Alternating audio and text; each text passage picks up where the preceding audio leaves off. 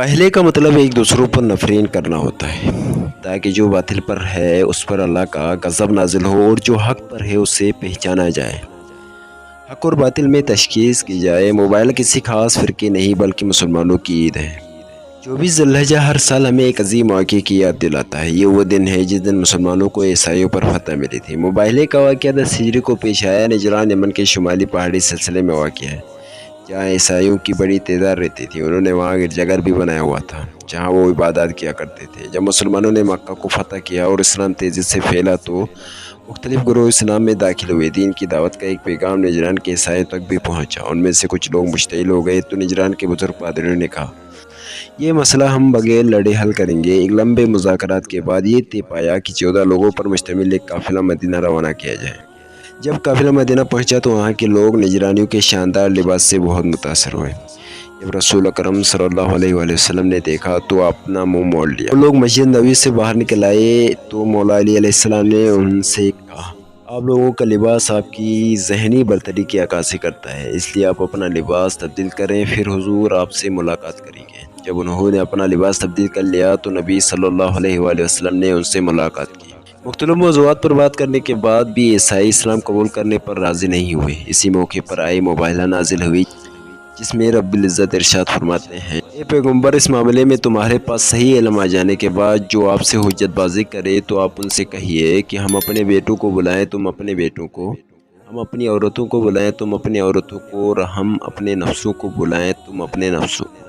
फिर अल्लाह ताला के सामने गिड़गिड़ाएं और झूठों पर खुदा की लानत। ईसाई इस बात पर राज़ी हो गए। हज़रत रसूल अकरम सल्लल्लाहु अलैहि वसल्लम ने हज़रत सुलेमान फ़ारसी को तैयारी करने के लिए कहा। हज़रत सुलेमान ने लाल कालीन बिछाया। आज भी अगर ईसाई किसी को इज़्ज़त देना चाहें तो वो लाल कालीन बिछाते हैं, ये जो मुबाहले के दिन के इस अमल की याद दिलाता है। रोज़ मुबाहले की सुबह को रसूल अकरम सल्लल्लाहु अलैहि वसल्लम मौला अली के घर तशरीफ़ फरमा हुए। इमाम हसन का हाथ पकड़ लिया और इमाम हुसैन को गोद में उठाया और हज़रत अमीर और बीबी फातिमा के हमरा मुबाहले की घर से मदीने से बाहर निकले। जब नसारा ने इन बुजुर्गवारों को देखा तो उनके सरबराह अबू हारिसा ने पूछा, ये लोग कौन हैं जो मोहम्मद के साथ आए हैं? जवाब मिला कि वो जो उनके आगे आगे आ रहे हैं उनके चाचाजाद भाई हैं, उनकी बेटी के शरीक हयात और मखलूक़ात में उनके नज़दीक सबसे ज़्यादा महबूब हैं।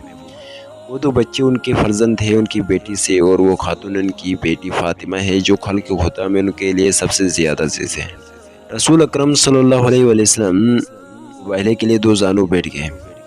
सईद और आकिब जो वक्त के अराकीन और ईसाइयों के रहनुमा थे अपने बेटों को लेकर मुबाहले के लिए पहुंच गए। अबू हारिसा ने कहा, खुदा की कसम, मोहम्मद कुछ इस अंदाज से ज़मीन पर बैठे हैं जिस तरह की अम्बिया मुबाहले के लिए बैठा करते थे। फिर पलट गया। सईद ने कहा, कहाँ जा रहे हो? अबू हारिसा ने कहा, अगर मोहम्मद बरहक न होते तो इस तरह मुबाहले की जुर्रत न करते। अगर वो हमारे साथ मुबाहला करे तो हम पर 1 साल गुजरने से पहले एक ईसाई भी रोई ज़मीन पर बाकी न रहेगा। एक रवायत में बयान हुआ है कि अबू हारिसा ने कहा, मैं ऐसे चेहरे देख रहा हूँ कि अगर वो खुदा से इल्तिजा करे कि पहाड़ों को अपनी जगह से उखाड़ दे तो बेशक वो उखाड़ दिया जाएगा। बस मुबाहला मत करो वरना हिलाक हो जाओगे। इसके बाद अबू हारिसा अन हज़रत की खिदमत में हाजिर हुआ और कहा, ए अबुल कासिम, हमारे साथ मुबाहले से चश्मपोशी करें, हमारे साथ मुसालियत करें, हम हर वो चीज़ देने के लिए तैयार हैं जो हम अदा कर सकें। चनाची रसूल अकरम सल्लल्लाहु अलैहि वसल्लम ने उनके साथ मुसालिहत करते हुए फरमाया कि इन्हें हर साल 2000 हल्ले या लिबास देने पड़ेंगे जिसकी कीमत कम से कम 40 दिरहम होनी चाहिए। नेज़ अगर यमन के साथ जंग छिड़ जाए तो इन्हें 30 ज़र्रे, 30 नेज़े और 30 घोड़े मुसलमानों को आरितन देना पड़ेंगी और आप खुद उस साज़ सामान की वापसी के ज़ामिन होंगे। इस तरह अन हज़रत सल्लल्लाहु अलैहि वसल्लम ने सुलहनामा लिखवाया और ईसाई निजरान पलट कर वापस चले गए।